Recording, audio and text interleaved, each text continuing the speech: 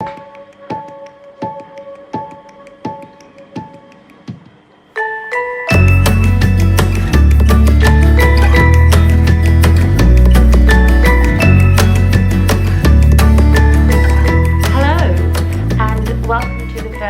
Summer Sunday Sit-Down videos. Over the summer, I'm going to be filming a video every Sunday. I'm going to upload them on Monday, and basically these are going to take the place of weekly vlogs. I'm going to let you know what I'm doing because a lot of that time is going to be sitting in the library or sitting in my office writing my book. So kind of boring. So I'm here with a glass of wine and I'm gonna let you know what's been going on during my week. So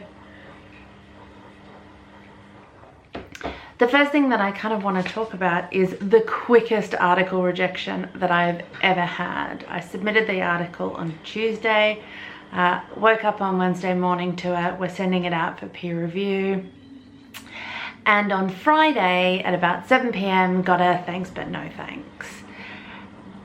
And it was kind of okay. I learned two big lessons from this. The first is I completely pitched the article wrong. I had a journal in mind for 4 or 5 drafts of this article ago, and I didn't really take the time to sit down and think, is what this article has become suitable for this journal?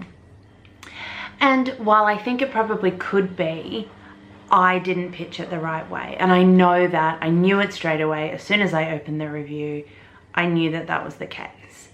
The second thing is, I don't think the reviewer really understood what I was trying to do, which to me says that I didn't communicate it as well as I could have.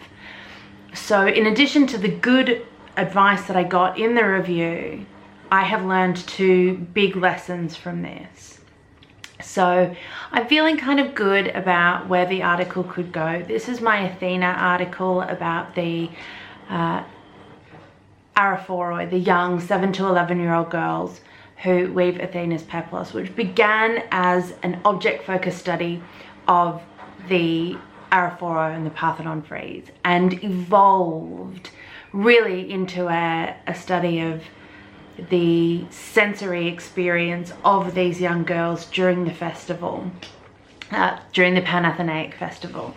So you can see how there's kind of a big difference between what those 2 articles are, and I didn't do a good enough job of A, putting it in the right place, and B, selling it the way that I could have done. And the other thing that I really learned was I didn't isolate this study enough.